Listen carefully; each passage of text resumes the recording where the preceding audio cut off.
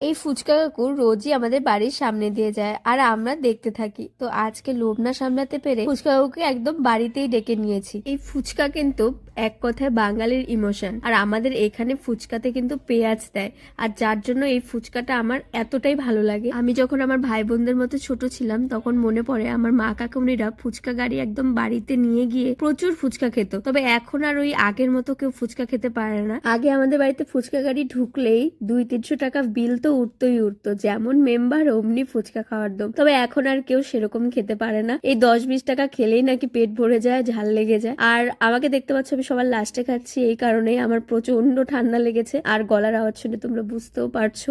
সেই জন্য আমি টক জলটা একদমই অ্যাভয়েড করছি, শুধুমাত্র শুকনা ফুচকা খাচ্ছি আলু সেদ্ধ দিয়ে। এটাই যেন স্বর্গ, মানে অনেকদিন পর খেলাম তো, মানে ফুচকা আমার দারুণ লাগে, আর স্পেশালি কামাখাগুড়ির ফুচকা। এবার চটপট ফুচকা লাভাররা তাড়াতাড়ি লাইক দিয়ে যাও, চ্যানেলটাকে সাবস্ক্রাইব করো। বাই।